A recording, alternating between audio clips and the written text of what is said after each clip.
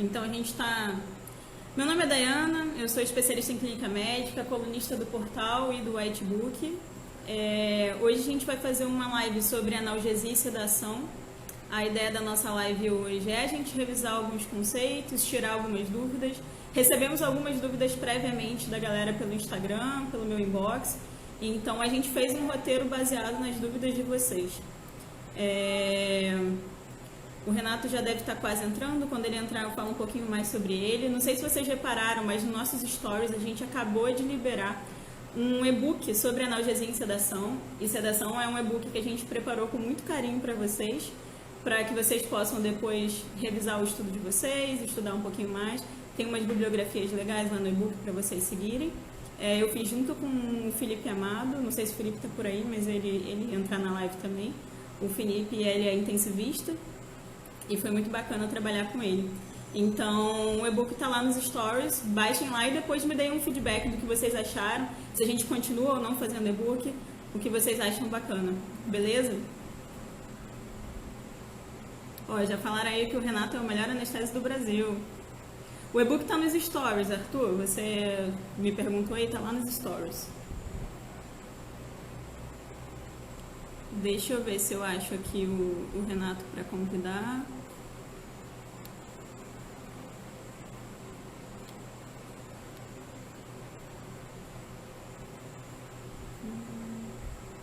O e-book está nos nossos stories, galera. O link está lá, é só mandar o link para... É só arrastar para cima que vocês fazem um cadastro e baixam os e-books. Beleza? Igor, essa questão da escassez dos bloqueadores neuromusculares está tensa mesmo. Eu passei por isso em alguns plantões de acabar... Pelo menos em alguns momentos a gente só precisava trocar. Mas teve dias em que acabou de fato e foi bem, bem ruim, bem catastrófico.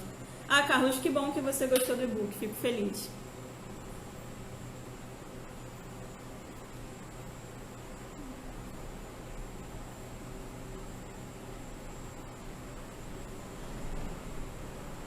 Só estou esperando o Renato entrar, tá?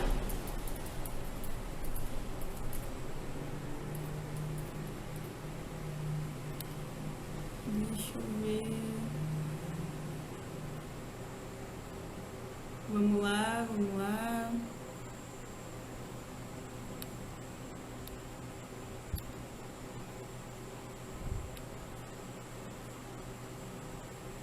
Ah, o Renato entrou, vou chamar ele aqui.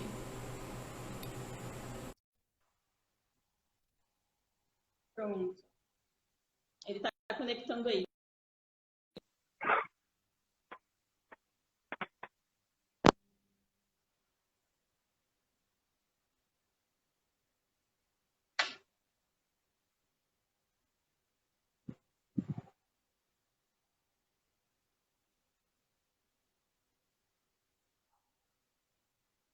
Chamei ele de novo aqui, acho que deu algum erro.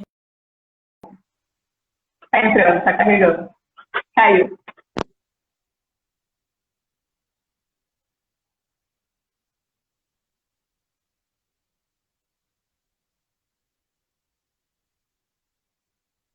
Oi, Edu.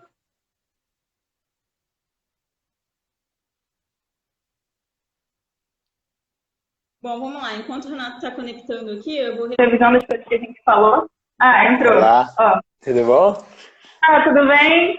Tudo bem, como é que você tá? Tô bem, tudo certo. Obrigado Gente, pelo convite.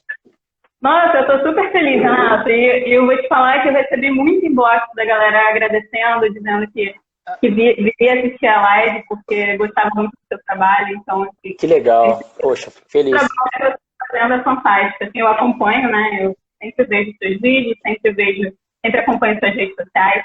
Que legal. E hoje foi muito bacana que eu recebi até uma mensagem assim. Eu conheci você por meio de uma colega que me enviou um vídeo seu, que era um vídeo até que eu compartilhei no meu stories hoje, sobre sequência rápida e sequência atrasada, a diferença. Legal, e ela legal. Me uma mensagem hoje falando assim, essa semana eu fiz uma intubação com sequência atrasada, que ela tinha visto no seu vídeo. Então, assim, muito bacana. Tenho certeza que está refletindo muito na nossa prática, na Beira Leito. e tem sido muito útil. Muito obrigada pelo seu trabalho, Renato. Obrigado, fico feliz pelo convite e pelo reconhecimento, né? Eu acho que é trabalho de formiguinha, né? Assim, trazer novos conceitos, novas propostas, né? De condutas médicas, né? Tirar um pouco dessa medicina enraizada que a gente tem às vezes, né? É legal. Exatamente. Gente, o Renato, ele é anestesista, né? Ele é formado pelo Estado das Clínicas da Faculdade de Medicina da USP e trabalha hoje como coordenador do serviço de dor aguda e unidade de emergência lá na USP Ribeirão Preto, né, Renato? Isso, é. Então, eu vou falar um pouquinho de mim, então, para quem não me conhece, eu sou anestesista aqui na USP Ribeirão. Eu trabalho muito com urgência, emergência, sou médico do trauma também e coordeno um serviço de dor aguda. Eu gosto muito de manusear, né, e tratar dor aguda, né, perioperatória, né, dor pós-traumática, enfim. E eu atuo muito em ambiente de UTI também, elaborando protocolos, inclusive a minha dissertação de mestrado, dor no paciente crítico. Então, eu tenho uma experiência interessante aí que acho que vai ser legal passar para todo mundo aí o que eu ando estudando e praticando aí no dia a dia.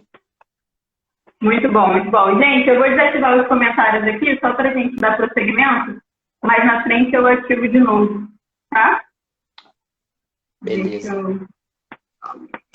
Você está me escutando bem? Que a minha internet aqui, às vezes está caindo, eu fico no 4G só. Mas você está escutando bem? Aqui não está cortando não, aqui está bacana. Algumas pessoas falaram que estava travando, mas eu estou ouvindo bem, aqui está tudo Ótimo, bem legal. Tá bom. Beleza. Perguntar uma coisa, como é que está o Covid? Você está em São Paulo, né? Como é que está o Covid aí? Estou em Ribeirão Preto, a situação aqui está ruim. Tá assim, estamos com quase 100% de ocupação de leitos na UTI. Estamos só no Hospital das Clínicas da USP de Ribeirão, a gente já está abrindo a 5ª UTI Covid. Então, a gente está no limite do limite aí. Mas, tomara que passe, no né, Rio logo. de Janeiro a gente deu uma melhorada, assim, no caso, eu tô 2 semanas distante, porque eu acabei me mudando, agora eu tô morando no Amazonas. Que isso. Mas até 2 semanas atrás eu estava no Rio de Janeiro, trabalhando no UTI Covid lá também. E as coisas deram uma melhorada, assim, temporariamente, a gente fechou, do lugar que eu trabalhava, a gente fechou aí 4, então deu uma melhorada, mas é sempre aquele receio de que venha uma segunda onda, né? E acho que vai depender muito do comportamento da população, né? Sim, com certeza. Tomara que essa onda venha leve, né? Igual na Europa, pelo menos a gente não está vendo muito, né? Ainda essa segunda onda, né? É verdade, que bom. A nossa ideia aqui é falar mais sobre a nossa sedação em geral. A gente vai acabar caindo muito no Covid, porque é inevitável, é muito nossa realidade hoje, né? Acho que muita gente está ansioso por conta disso e muitas das perguntas bateram no Covid, inevitavelmente. A minha ideia inicial é dividir em 2 blocos. A gente começar com a atuação na intubação e depois a gente falar um pouco mais sobre a analgesia e sedação no cenário mesmo da terapia intensiva, no paciente com ventilação mecânica. Tá ótimo, vamos embora. Show. Nesse primeiro bloco de intubação, eu queria começar agradecendo muito aos anestesistas. Eu sou clínica, né? E no hospital que eu trabalhava até 2 semanas atrás, a gente tinha o time de resposta rápida e eu achei que me ajudou muito, foi muito bom, porque a gente vê que o paciente COVID é um paciente mais difícil da gente intubar, ele satura muito rápido. E, de fato, a gente precisa de pessoas diferentes do nosso lado, mesmo que a gente vá pegando a expertise com o tempo. E acho que foi uma grande troca de conhecimento, isso foi fantástico para a gente que estava ali na linha de frente. E a galera da anestesia, a galera da cirurgia chegou junto no hospital que eu trabalho. Teve gente de ginecologia dando plantão, teve gente de oftalmo dando plantão, otorrino dando plantão no CTI. Eu queria parabenizar toda essa galera que se deslocou para as UTIs Covid para nos ajudar. E dizer que tem sido muito bacana toda essa troca de conhecimento. A primeira pergunta, assim, é até uma pergunta mais básica para poder a gente se situar. E eu queria perguntar para você quais seriam as medicações mais indicadas hoje. Eu vejo que isso mudou. Quando eu era acadêmica, eu aprendi a intubar usando midazolam e fentanil. E hoje a gente tem outras medicações. Eu tenho essa cadeira nova, mas na minha época Essa foi a princípio aqui. E a gente vê hoje que a gente tem outras opções que são melhores. Eu queria que você falasse um pouco mais das medicações para intubação em cenário geral e para intubação no paciente COVID. Então, é o seguinte, a medicina ela se especializou muito, né? Subdividiu demais. Então, essa pandemia eu acho que veio trazer para a gente essa nova importância da multidisciplinaridade, né? Da multiprofissionalidade. O médico não trabalha sozinho, nem só ele com a enfermagem, a fisioterapia. Eu acho que esse trabalho em equipe é fundamental para qualquer paciente, para qualquer situação. E a gente estava esquecendo um pouco disso, né? A gente acha que a gente é capaz de tudo, que dá conta de tudo, mas não. Então, a anestesia está ensinando muita coisa, a anestesia está aprendendo muita coisa, e a clínica também, todo mundo aprendendo um com o outro. Eu acho que isso é o mais importante, ser humilde, né? E eu tive a oportunidade de elaborar, participar do protocolo aqui, do 6º protocolo da UTI aqui da UTI Ribeirão, e eu aprendi bastante com todos os profissionais envolvidos, foi muito bacana. Eu pude passar também um pouquinho desse conhecimento, né, de anestesia na UTI. Só falar um pouquinho do Covid, né, eu acredito muito e bato muito nessa tecla de que o paciente com Covid-19 grave na UTI é um paciente que precisa de anestesia, ele precisa ser anestesiado, ele precisa de analgesia, ele precisa de mobilidade, ele precisa de proteção neurovegetativa, com controle do sistema nervoso simpático, parasimpático e equilíbrio, né? E ele precisa de hipnose ou inconsciência. E esses são os pilares básicos da anestesia. E quando você prioriza só a sedação, por exemplo, você não tem os outros pilares. E aí você acaba proporcionando um pior prognóstico, uma exacerbação da resposta inflamatória, um maior problema cardiovascular no futuro, né? Disfunção de múltiplos órgãos, piora do padrão respiratório, assincronias, e isso está muito difícil de colocar na cabeça das pessoas, muito difícil, né? Os intensivistas que não são anestesistas, eles não são anestesistas, né? Os clínicos não são anestesistas. E assim, e é interessante essa atuação do anestesista junto com a UTI justamente para ajudar esse manejo da pseudoanalgesia, que no meu ponto de vista a gente precisa minimizar ao máximo a resposta inflamatória desses pacientes, e a anestesia nada mais faz do que minimizar a resposta inflamatória de um paciente que está sofrendo um estresse orgânico, né? Então, está muito difícil. Eu estou tentando desde março alertar todas as minhas outras redes sociais falando que, poxa, o anestesista precisa estar na UTI ajudando e anestesiando esses pacientes. E na Europa, para você ter uma ideia, o anestesista ele é visto como um herói lá no Covid-19. Por quê? Porque ele lá a formação é intensivista, o anestesista tem uma formação em medicina intensiva também. E o anestesista, ele não só ajuda na via aérea, como também nessa parte de anestesia, né, do paciente. É uma formação bem longa, né? Eu conheci algumas pessoas que faziam anestesia lá e rodaram no CCI. É bastante tempo. Isso, então. E aí o anestesista tem grande papel nesse sentido de poder, na verdade, agregar valor, óbvio. Né? Não só ele, até porque o intensivista sabe manusear muitas coisas que o anestesista não sabe. E vice-versa, eu acho que esse intercâmbio é muito interessante e tem tido resultados, eu tenho tido alguns resultados bem legais quando eu consigo ajudar de alguma forma. Mas vamos lá. Falando de via aérea, né, a pandemia também ela veio trazendo aí alguns desafios enormes, principalmente para os médicos que não tinham esse costume de manipular via aérea de pacientes, principalmente na urgência e emergência. Igual você falou, o paciente com Covid, ele é um paciente com via aérea difícil. Por quê? Porque não é só a via aérea dele em si. Primeiro, a gente não consegue avaliar a via aérea do paciente com Covid por causa de infecção, risco de infecção. Então, abre a boca, extensão cervical, esse exame minucioso a gente não consegue fazer de forma correta. Então, a gente trabalha com poucos profissionais. Por quê? Porque tem que minimizar a exposição. Então, a gente trabalha num ambiente fora do nosso habitual, do nosso habitat natural, né? Geralmente, os dispositivos para pré-oxigenação nos pacientes nesse ambiente são os dispositivos que não fornecem 100% de oxigênio, igual muita gente que acha que sim. Então, a gente não consegue dar 100% de oxigênio para um paciente com máscara mais reservatória. A gente consegue, no máximo, com 15 litros por minuto, dar 60%, 80%, se não vazar. Então, e outra, né? A gente trabalha com EPI, grau 3, nível 3, né? São EPIs que te cobre inteiro, te dá calor, te dá sensação de claustrofobia, você fica suando. Então, isso tudo torna o ambiente muito mais difícil de ser, na verdade, de conviver com esse ambiente, né? Então, aí, por si só, a intubação é difícil. E os pacientes, geralmente, são obesos, têm comorbidades, são idosos, então isso tudo torna-se ainda mais difícil. E, na verdade, as pessoas, quando a gente fala em intubação difícil, a gente acha, né, algumas pessoas acham que é só a laringoscopia e o processo de colocar o tubo na traqueia do paciente que é difícil. Não. O que é difícil é a peri-intubação, é todo o processo, né? Acho que as pessoas precisam aprender manusear esse período peri-intubação. Posicionar bem o paciente, pré-oxigenar bem o paciente, né?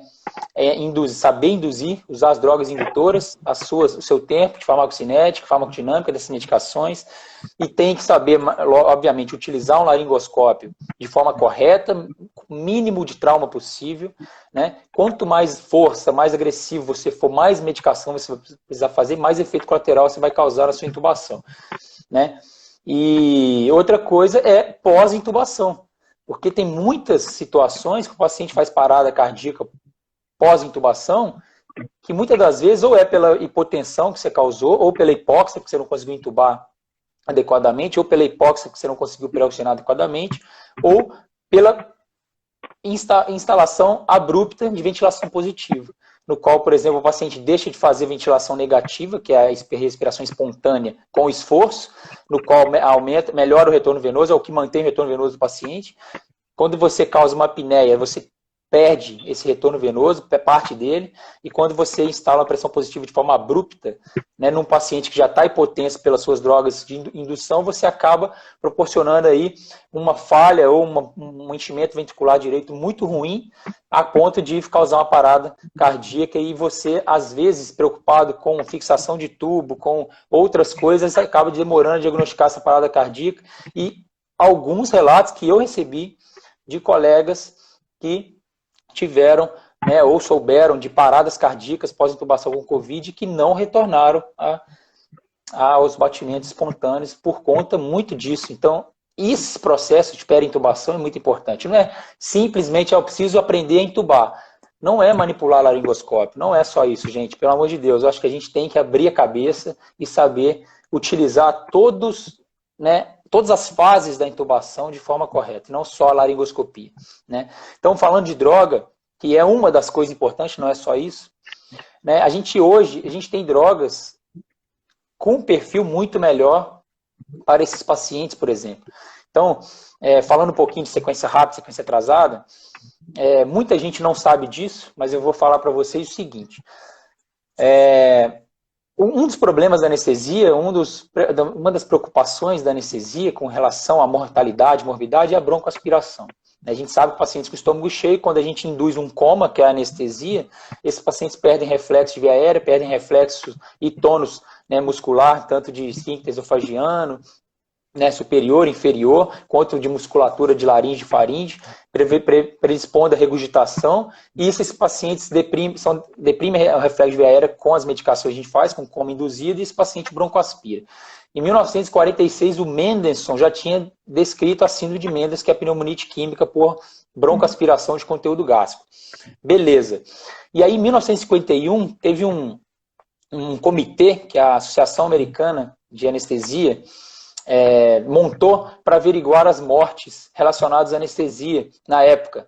E aí o Morton e o Wiley, que eram dois anestesistas americanos, eles perceberam que, ao avaliarem, né, os pacientes que morreram por broncoaspiração na anestesia durante a indução ou na extubação, na época, acho que eles conseguiram avaliar 43 pacientes que morreram por broncoaspiração no período de 1 ou 2 anos, não sei.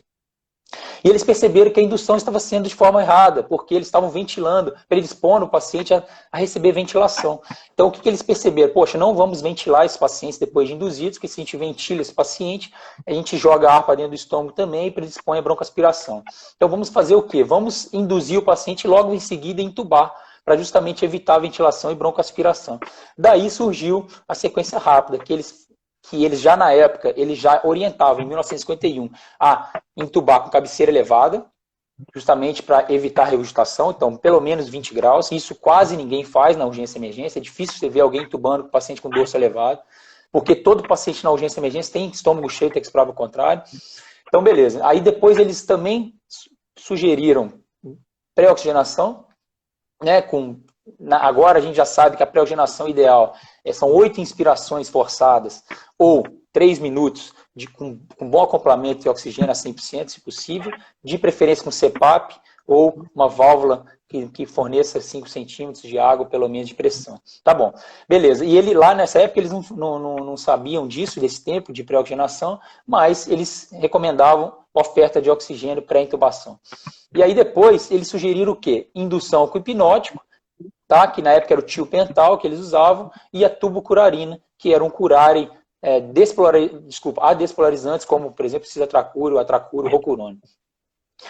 Em seguida, um da outra, a seguir, né? Tipo assim, se você induzia com o tiopental, que é o hipnótico, e depois, logo em seguir, o curare, e logo em seguir, intubava. Ou seja, técnica de sequência rápida. Não necessariamente intubar rápido. Por quê? Porque você pré-oxigena primeiro o paciente, né? Você posiciona e depois induz, e aí com drogas que têm uma latência baixa, ou seja, que tem um início de ação rápido, o tiopental tem um início de ação rápido, assim como a tubucurarina. Então, por exemplo, eles induziam e logo em seguida eles intubavam o paciente, insuflavam o cuff e acabou o problema, não ventilava o paciente. Então, a técnica de sequência rápida, naquela época, ela foi sugerida para prevenir broncoaspiração, né? Ninguém mencionou na época sobre insuficiência respiratória. Ah, não, paciente com insuficiência respiratória, vamos induzir em sequência rápida. Ninguém tinha mencionado isso naquela época. E essa técnica de sequência rápida, até 1980, ela foi realizada por anestesistas. Os médicos emergencistas, eles intubavam os pacientes até 1980, acordados na urgência e emergência com intubação nasotraqueal. Tá? Então, a técnica de sequência rápida não era utilizada naquela época. Você quer prevenir broncoaspiração, você pode intubar com o paciente acordado, porque o paciente mantém deglutição, mantém reflexo de via aérea, então você também diminui aí o risco de broncoaspiração. Beleza, então os emergencistas faziam isso na época. Aí em 1990, essa técnica de sequência rápida foi incorporada pelos emergencistas para intubar pacientes na emergência. Em 1997, essa técnica de sequência rápida foi incorporada no ATLS, tá? Não me pergunte por quê, mas foi incorporado no ATLS. E aí, que eu não sei responder, mas aí logo depois, essa técnica de sequência rápida ela permaneceu sem nenhum questionamento maior relacionado se essa é a melhor técnica para intubar qualquer paciente na emergência ou não. Então, até hoje, por exemplo, não existe nenhum estudo robusto, randomizado, multicêntrico, mostrando que a técnica de sequência rápida é melhor que outra técnica para intubação de pacientes na urgência e emergência. Só que as pessoas não sabiam, poucas pessoas sabiam que até hoje, por exemplo, existem outras técnicas para intubar pacientes que previnem também broncoaspiração, que não ventilam os pacientes. A única técnica de intubação que ventila o paciente é a técnica controlada que a gente faz na anestesia com o paciente em cirurgias eletivas, de forma eletiva, que você induz, ventila, o paciente está com o estômago vazio, porque está em jejum, e você intuba. Essa é a técnica controlada. Mas tirando a técnica controlada, tem as técnicas em sequência rápida, modificada ou não, né? Inclusive a técnica em sequência rápida em criança também é muito questionada, muitos autores falam que não é para fazer em criança, justamente porque a criança tem uma capacidade residual funcional baixa, assim como os obesos em Covid, assim como os idosos, assim como os pacientes que têm insuficiência respiratória, capacidade funcional ruim, né? E baixa reserva fisiológica, e também a criança tem muita demanda metabólica. Ou seja, também não é para fazer em criança na urgência e emergência, tem outras técnicas melhores. E aí a gente tem outras técnicas, como por exemplo a sequência atrasada, que ela nada mais é do que uma sedação para pré-oxigenar melhor o paciente e esperar esse tempo de pré-oxigenação para depois fazer a indução do paciente. E a gente consegue, com a técnica de sequência atrasada, fazer com que o paciente adquira uma saturação muito maior. E a gente sabe que quando a gente intuba paciente com saturação baixa ou já hipoxêmico, o risco de parada e de eventos adversos é muito maior, né? Então, e nas técnicas de sequência atrasada a gente usa drogas que têm um perfil melhor para esses pacientes. São drogas, por exemplo, como a ketamina, que tem um perfil de estabilidade hemodinâmica muito bom, não deprime a respiração, mantém reflexo de via aérea, é broncodilatadora, é dissociativa, é analgésica, é amnéstica. Então, é uma droga muito mais propícia, né? Inclusive, relatos, né, de colegas, e eu presencio isso também na prática, de que pacientes com Covid que estão saturando 85%, mesmo com máscara com reservatório em fluxo máximo, você faz a ketamina, o paciente vai para 93, 94. E tem algoritmos que sugere você a não entubar mais. Fala assim, realmente, depois que fez a ketamina, precisa entubar? Você pode simplesmente parar e falar assim, olha, o paciente está respirando super bem, melhorou o volume minuto, melhorou o volume corrente, melhorou a saturação, vou esperar.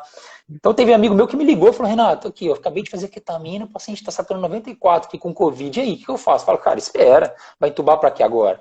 Espera, às vezes o paciente melhora o padrão dele, prona ele, né, dormindo, vê se consegue, estubado, então enfim.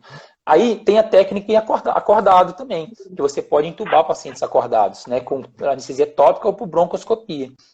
E também é vantajoso se o paciente é colaborativo. E existe, por exemplo, a técnica COBE, que é a Ketamine Only Brief Intubation, que é aquela que você usa só ketamina, o paciente dissocia, você laringoscópio, naqueles casos de pacientes com viés difícil, por exemplo, que você tem dúvida se você vai conseguir entubar o paciente. Então, nenhuma delas que eu falei aqui ventila o paciente, aumenta a chance de broncoaspiração. Pelo contrário, a ketamina, por exemplo, ela previne, ela mantém reflexo de via aérea, então se o paciente regurgitar e broncoaspirar. Outra coisa que a ketamina faz, pouca gente sabe, ela mantém o tônus da laringe, da faringe, né? Então, o paciente não precisa de guedel, não dá queda de baixa de língua. Como faz broncodilatação, ela aumenta a patência de via aérea. Então tem um trabalho na anestesiologia interessante, no qual os anestesistas fizeram um trabalho com ratos, comparando ketamina, propofol e sono REM dos ratinhos e acordados.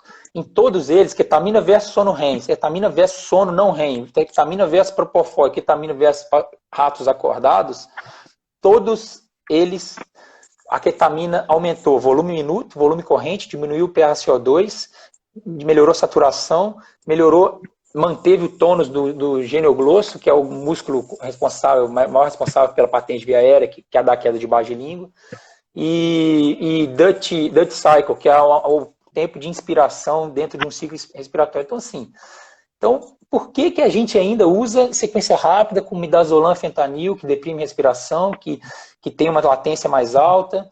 Por que a gente intuba com etomidato, que deprime a suprarrenal? Tudo bem, a mortalidade lá na frente a gente não sabe se piora ou melhora. Pô, mas suprime a suprarrenal. Você vai querer suprimir a suprarrenal do paciente que vai ser entubado, vai ficar 20 dias na UTI? Eu não quero fazer isso. Então, assim, por que a gente ainda intuba paciente com dorso em decúbito horizontal, sem boa pré-oxigenação? A técnica de sequência rápida, ela induz a pessoa a fazer o processo rápido, e às vezes, você fazendo tudo muito rápido, você afoba, você torna todo mundo estressado, o paciente vai desaturar muito mais rápido. E quando a gente faz a técnica de sequência atrasada, está tudo controlado. O paciente dissocia, continua respirando, faz aquela boa pré-oxigenação. Muitos dos pacientes não vão fazer o que você está pedindo. Inspira profundo 8 vezes, máximo que você conseguir. Qual paciente que em insuficiência respiratória vai fazer isso?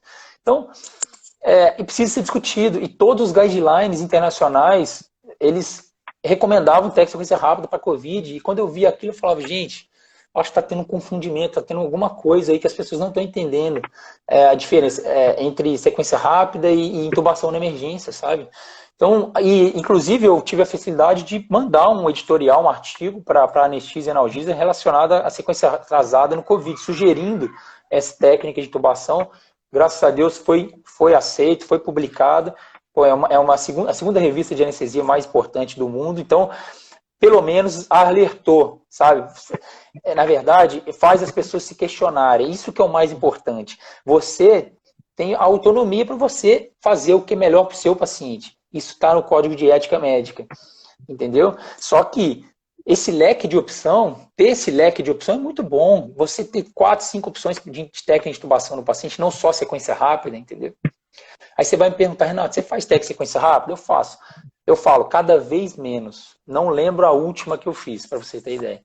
E olha que eu trabalho em trauma, emergência, urgência, criança, adulto, o tempo todo. Ontem, por exemplo, eu estava de 24 horas de plantão, só anestesiando, urgência, emergência. Então, sempre tenho feito sequência atrasada, sim, e estabilidade hemodinâmica maravilhosa, sabe?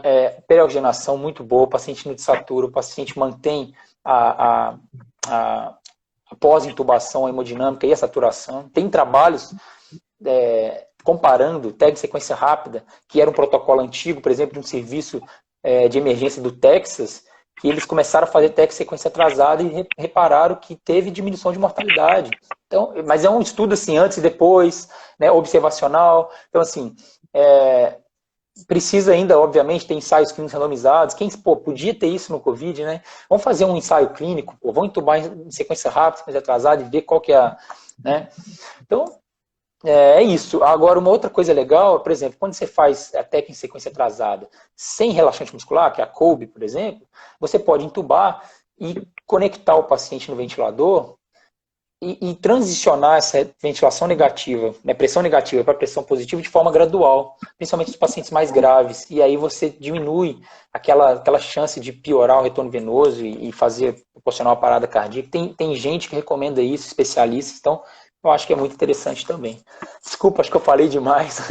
Não, eu ia fazer 3 perguntas, você já respondeu as 3, assim, tipo, foi ótimo, deu para revisar tudinho. Eu queria só, eu sei que tem muita gente que está assistindo a gente, que é acadêmico, que está começando agora a dar plantão, só deixa bem marcado como que é a técnica, só para a gente fixar com o pessoal as medicações que usa, em que momento usa, só para a gente fechar esse bloco. Sim. A técnica sequência atrasada, ela difere talvez pouco da sequência rápida. A grande vantagem da sequência atrasada é que você usa uma medicação que é sedativa, que é a ketamina, por exemplo, ou a ketamina junto com a dexmedetomidina, que são 2 drogas que não deprimem a respiração, que dissociam, quer dizer, que tiram a consciência do paciente. A ketamina é dissociativa. Então, você torna o paciente em estado dissociativo, mantendo a ventilação, mantendo a respiração espontânea. Isso você permite pré-oxigenar melhor esse paciente. Então, você espera, depois da ketamina, 3 minutos, com o paciente de decúbito elevado, tá? Com a ventilação, na verdade, com uma respiração com máscara reservatório muito bem acoplada, você pode até acoplar com as 2 mãos, que aí o paciente já tolera a máscara, porque você pega um paciente com insuficiência respiratória, você pega uma máscara e põe no rosto dele, muitos pacientes vai ficar, não, sabe, ele fica sufocado, a sensação é de sufocamento, né? Então, esses pacientes têm fobia disso, né? E tem paciente que está com dor, não um paciente com Covid, mas, por exemplo, um trauma abdominal, né? Um paciente que está com uma pneumonia, está com abdômen agudo obstrutivo, você precisa entubar. Os pacientes com restrição ventilatória, que às vezes tem dor, né, para fazer uma inspiração profunda, esses pacientes, você vai pedir para respirar, os pacientes respiram devagarzinho, eles não fazem uma boa pré-oxigenação. Então, pensem comigo, pacientes com pré-oxigenação difícil é a melhor indicação para ou agitados, né? São os pacientes mais propícios para a sequência atrasada. Então você faz a ketamina, o paciente dissocia 3 minutos, né? Aí você consegue diferenciar os pacientes de baixo risco e alto risco. De baixo risco são os pacientes que estão saturando super bem. Esses vocês mantêm a máscara com reservatório. Os pacientes que estão saturando 90, 93 ou menos que isso, são pacientes de alto risco. Aí você pode colocar um CPAP, que na maioria dos lugares não vai ter a válvulazinha que fornece uma pressão positiva final de 5 centímetros de água, mas tudo bem. Ou então a VNI. Você pode, se estiver numa UTI, você pode conversar com o fisioterapeuta aplicar a VNI no paciente com ketamina. Perfeito. Ainda mais pacientes com pneumopatia grave. Beleza. Também, na técnica sequência atrasada, você coloca um catéter nasal de oxigênio, tá? Porque na hora que você faz, depois dos 3 minutos, você vai e faz a droga indutora que você quiser. Obviamente, você vai escolher de acordo com cada paciente. Eu repito a ketamina, faço lidocaína também para poder diminuir a resposta simpática do paciente. E o bloqueador neuromuscular de início de ação rápido. Pode ser a succinilcolina ou rocurona em dose dobrada. 1,2 mg por quilo. Beleza. Na hora que você fez isso, você vai causar apneia no paciente, né? Por conta do bloqueador neuromuscular. Aí você liga o oxigênio do catéter a 15 litros por minuto, fluxo máximo. Por que é isso, Renato? Isso chama oxigenação apneica. Durante a laringoscopia, que o paciente está em apneia, você joga altos fluxos de oxigênio pelo catéter nasal. Isso aumenta o tempo de apneia comprovadamente, né? Isso é cientificamente comprovado de que a oxigenação terapêutica aumenta, a oxigenação apneica aumenta o tempo de apneia desses pacientes, tá? Então, utilize catéter nasal depois que você fez o curário, você liga o oxigênio 15 litros por minuto, e aí vai ter muito mais tempo para você fazer a sua laringoscopia. Você pode fazer uma laringoscopia muito mais suave, tá? Sem aquele estresse todo, sem ninguém falando na sua cabeça que está desaturando, né? Ah, é a pressão do paciente. Não. E você, quando você faz uma laringoscopia mais suave, você tem menos resposta hemodinâmica do paciente também, né? Então você consegue usar até menos doses das medicações. E aí você vai e intuba. E aí quando você intubar, você vai perceber que a ketamina, por exemplo, manteve o paciente estável hemodinamicamente. Diferente de você fazer midazolam e fentanil, porque depois da laringoscopia do tubo, né, o estímulo nociceptivo vai passar praticamente, que é o da laringoscopia, que é o mais intenso, e aí o seu fentanil e o midazolam vão continuar ali, né, no paciente, por algum tempo. E isso vai causar hipotensão. Então, às vezes, o paciente fica fazendo hipotensão um tempão por causa das suas drogas indutoras, né, que depois do estímulo nociceptivo acabou fazendo um efeito, mantendo o efeito colateral delas, assim. Então, também não é uma associação legal. Não recomendo em pacientes graves utilizarem drogas depressoras ou que causam vasoplegia, que causam vasodilatação periférica, ou que são simpaticolíticas, né, que a gente fala, que são drogas que inibem ou vão diminuir aí o reflexo simpático do paciente, o tônus simpático. A gente chama isso de drogas depressoras do tônus cardiocirculatório e tônus respiratório. São drogas que inibem a respiração do paciente e inibem também o sistema nervoso simpático. Beleza, ótimo, muito bom. Acho que ficou bem claro agora para a galera que está ouvindo. A partir de agora a gente vai para o segundo bloco, que é a parte que a gente vai conversar um pouco mais sobre sedação e analgesia no paciente em terapia intensiva, com ou sem ventilação mecânica. Mas antes eu queria lembrar o pessoal que no Whitebook, que é o nosso aplicativo, a gente tem uma seção que é só sobre Covid. Então tem um botão lá em que as pessoas podem acessar e ver, e a sessão de Covid está liberada. Todo o acesso está free para todo mundo acessar. E que a gente tem liberado muito conteúdo bacana lá no portal da PEVMED, que é portal da PEVMED, não, é pevmed.com.br. Eu sempre falo portal, mas não tem portal no frente. pevmed.com.br, e lá a gente está liberando muito conteúdo atualizado, todos os artigos que têm saído a gente tem postado lá. E, se quiser, a gente colocou lá nos stories agora há pouco, um e-book sobre analgesia e sedação. Então tem muito conteúdo legal também lá nos stories, só arrastar para cima e pegar o e-book. Agora, nessa parte de analgesia e sedação, uma coisa que eu acho muito, muito interessante, assim, ano passado eu passei um mês lá no Hospital Erasmus, lá na Bélgica, na parte de terapia intensiva. E uma das coisas que mais me chamou a atenção, que mais me marcou na experiência lá, era a forma como eles faziam analgesia e sedação dos pacientes. E os pacientes lá, na época não tinha Covid, né? Então os pacientes eram muito hospitalizados, eles ficavam entubados em um nível de consciência bom. Eu lembro até que uma das aulas de Jean-Louis Vincent, ele começava os slides com o paciente da terapia intensiva dele, entubado com um livro aberto. Então, assim, essa imagem me marcou muito e me fez pensar muito a forma como a gente seda os nossos pacientes, que a gente seda muito. E a gente sabe que a sedação tem muitos efeitos colaterais, prolonga a ventilação mecânica, aumenta o risco de infecção. Então, a gente precisa refletir e pensar melhor sobre qual é o momento de sedar, o quanto a gente tem sedado os pacientes nos nossos CTI.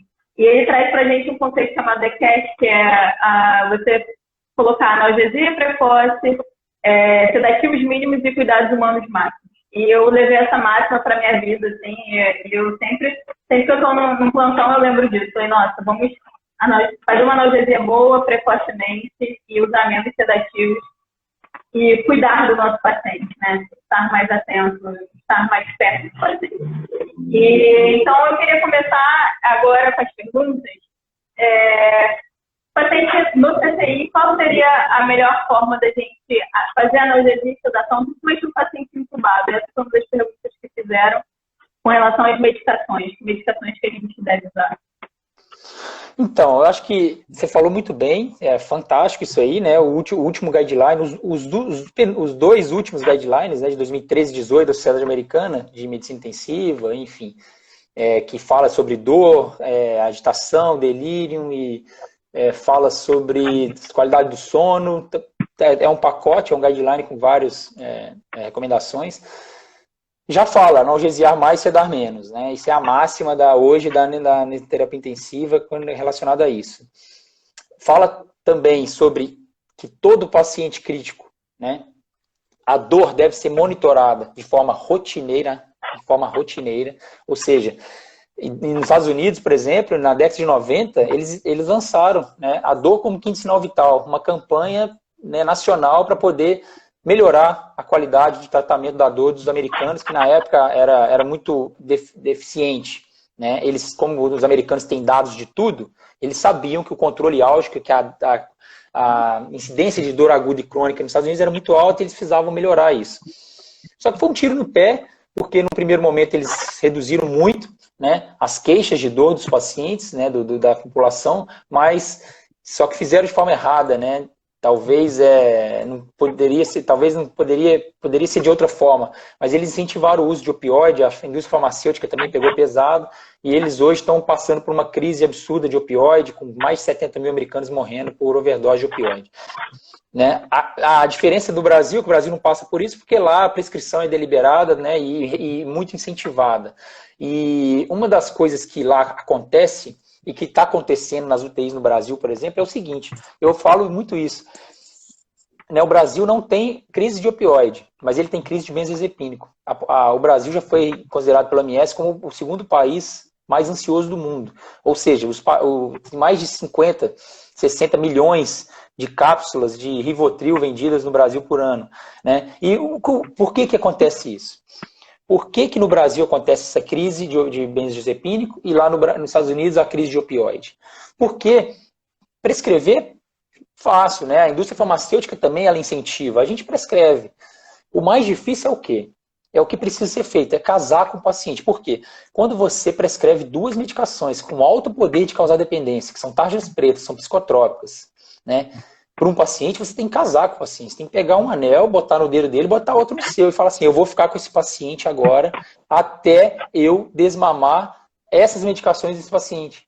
Por quê? Porque se eu prescrever e virar as costas, eu estou dando uma medicação para uma pessoa vulnerável que não sabe dos riscos, né? Que com altíssimo risco de causar dependência. E você é muito importante isso, porque o que acontece? Um paciente com uma simples dose, uma pessoa na rua com uma simples dose de heroína na veia é capaz de ficar dependente, né?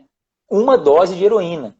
Agora, a gente faz doses cavalares de fentanil em infusão contínua, que é 100 vezes mais potente que a heroína, em infusão contínua no paciente de UTI, por 10 dias. E prescrever isso, virar as costas, é o quê?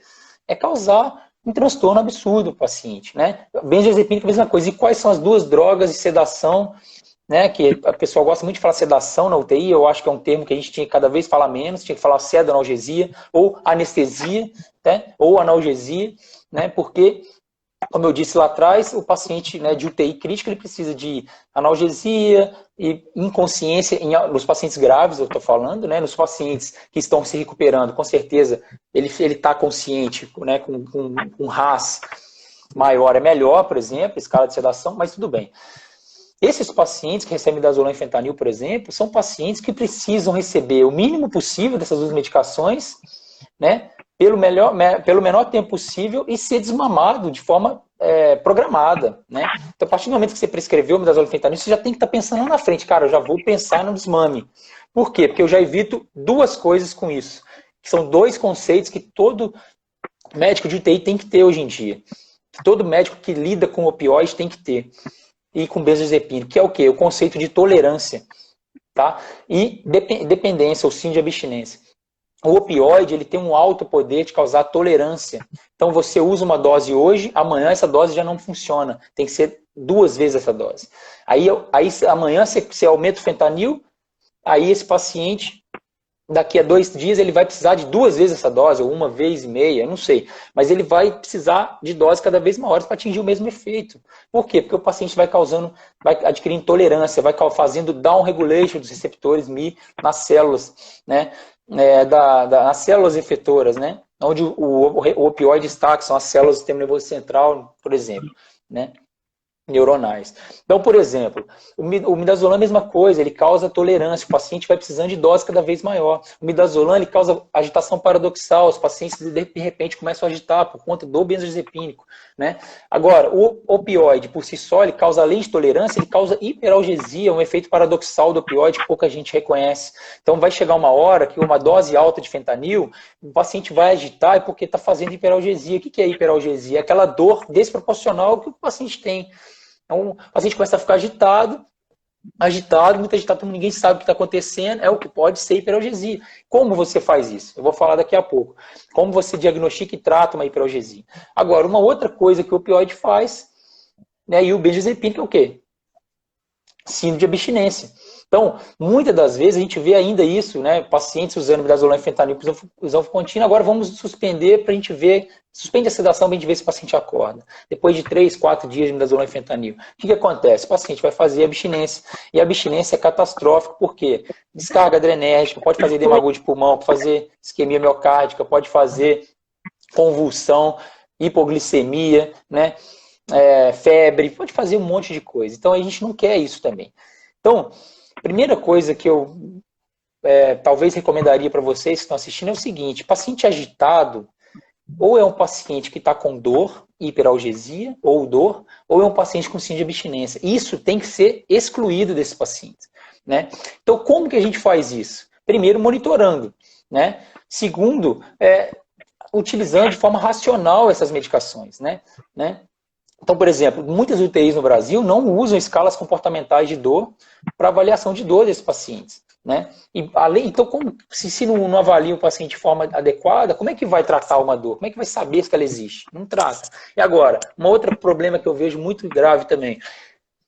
Os pacientes precisam de escala comportamental, que é o mais validado para pacientes críticos, para avaliação de dor. Ou neuromonitorização, BIS, a fita do BIS, ou, por exemplo, que na Europa tem aquela reação pupilar, monitores de nocicepção, ou o NOL, que é um monitor também de nocicepção que a gente põe no dedo, que tem na Europa também, que o pessoal usa muito. Esses monitores de nocicepção, por exemplo, aqui no Brasil não tem, a princípio, né? A Anvisa aprovou agora um deles. Mas beleza, não tem. Então o que a gente tem? O BIS, só que o BIS também não é tão utilizado em todos os lugares, né, na minoria dos lugares, e a gente tem a escala comportamental. Aí tudo bem. Aí quando a gente avalia a escala comportamental avalia o quê? Comportamento, movimento, né? Agora, se você curariza o paciente, você perde essa escala, porque a escala comportamental validada no Brasil é a BPS, ela avalia face do paciente, movimentos de face ou expressão facial, movimentação dos membros superiores e acoplamento e ventilação mecânica. Quando você curariza o paciente, você perde todos os parâmetros. Tanto é que o paciente tetraplégico não pode utilizar essa escala, né? Então, beleza. Então, o que as pessoas têm feito? Então, estão curarizando antes de avaliar a dor do paciente. Antes de excluir a dor como agitação. Então, vão lá e curarizam. Está com a sincronia, a própria sincronia. Por exemplo, se você pegar um paciente que está totalmente desconectado, desacoplado da ventilação mecânica, brigando com o ventilador, isso por si só já pontua alto na escala, já é dor, até que se prova o contrário. Então, obrigatoriamente, você teria que já tratar a dor desse paciente assincrônico, brigando com o ventilador. E muitos dos intensivistas, médicos, enfim, quem está atuando com esses pacientes, estão curarizando esses pacientes. Quando você curariza esses pacientes, você põe uma faixa preta no rosto, no olho, e fica assim, você não sabe mais o que está fazendo, ou o que o paciente está tendo. E às vezes o paciente está com muita dor, né? Nocicepção absurda, e a nocicepção, né, exacerbada num paciente já está inflamado, ela piora mais a inflamação, ela causa disfunção endotelial, microtrombose, eventos cardiovasculares, aumento de demanda de oxigênio do miocárdio, e o paciente vai degringolando. Só que o paciente, você olha para ele, ele está bonitinho, ele está lá acoplado, ele está curarizado, só que lá dentro a nocicepção está comendo solta, e ele precisa do quê? De analgesia, para poder diminuir a resposta inflamatória e poder depois ser estubado. Porque a partir do momento que você diz, vamos tirar o curário agora que a parte ventilatória melhorou. Mas aí você tira o curário, o paciente acorda louco. Aí tem que fazer voltar com o curário. Aí você faz miopatia induzida pelo curário, enfim, atrofia de diafragma. Acontece um monte de coisa, né? Ciclo vicioso. Aí vai batendo cabeça, toda hora vai só piorando a situação.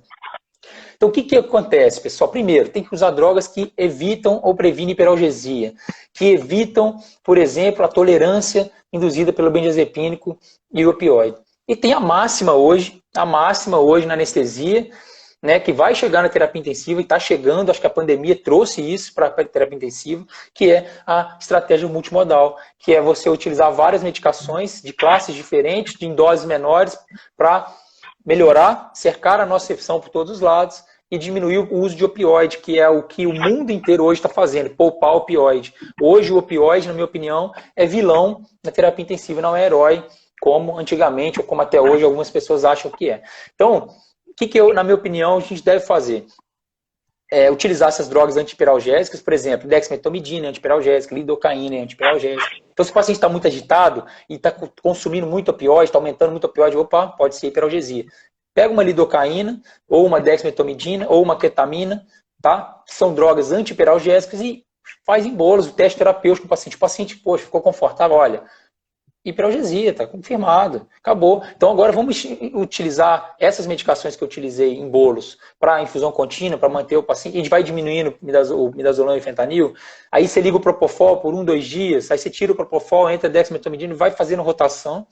E agora, a droga excelente para terapia intensiva, que na minha opinião ela deve ser utilizada precoce, o paciente entrou na UTI, tem que ser utilizada, na minha opinião, é a metadona, que é um opioide único, uma farmacocinética única, farmacodinâmica única, ele é o único opioide antagonista anti-NMDA, que é anti-hiperalgésico também, tem uma meia-vida longa. Então, por exemplo, nos Estados Unidos, os pacientes viciados em heroína, né, pessoas viciadas em opioide de uma forma geral, recebem metadona.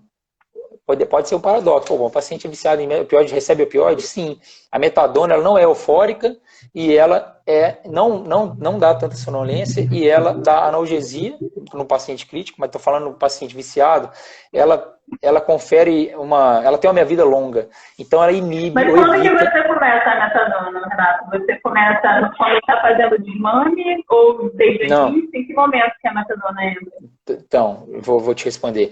Então aí a metadona ela evita a abstinência, porque ela fica muito mais tempo no paciente, né? Então, a metadona, por exemplo, aqui no HC, no protocolo que eu ajudei a fazer, e foi minha dissertação de mestrado, na verdade, a gente fez um protocolo utilizando metadona precoce naqueles pacientes que a gente supõe que vai ficar mais de 48 horas entubado. No caso do Covid, os pacientes ficam muito mais tempo entubados.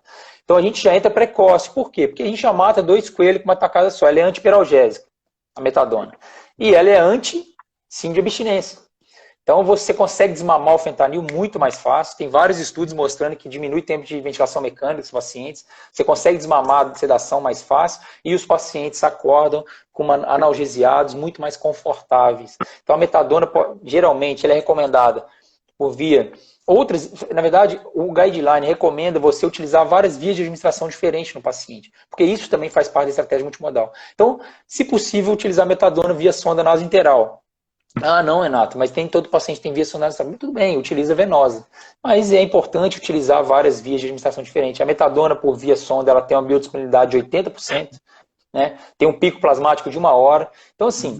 é uma droga excepcional. Em pacientes críticos, por exemplo, a concentração plasmática dela não varia muito se o paciente tem insuficiência renal, se é dialítico, se é hepatopata. Então, no paciente com disfunção de múltiplos órgãos também é uma droga excelente, não vai ter muita variação. E em doses até 100 mg, 150 mg por dia, não tem um risco aumentado a ponto de você evitar usar, por exemplo, porque ela pode ter efeitos colaterais cardíacos, prolongamento de intervalo QT, mas doses mais elevadas, síndrome serotoninérgica, enfim. Mas em doses menores, como a gente utiliza estratégia multimodal, a gente consegue utilizar dose menor de metadona, então vai super bem. Então é isso, eu acho que esses conceitos na UTI precisam ser incorporados, né? As pessoas têm que entender que o paciente na UTI eles têm dor. Ah, mas ele está quieto lá, está deitado, por que ele tem dor? Porque vocês já dormiram de mau jeito por 8 horas e acordaram todo travado, o paciente fica deitado 20 dias na mesma posição, né? Qualquer movimentação, se você vai pegar ele, está quieto, você vai movimentar ele um pouquinho, é aquela dor absurda, né? Então, os pacientes são puncionados o tempo todo, é alarme o tempo todo, estímulo sonoro o tempo todo, é luz o tempo todo, eles não dormem. Os pacientes de UTI, eles têm uma média de sono de 2 horas por dia, sono REM, mesmo sedados, né?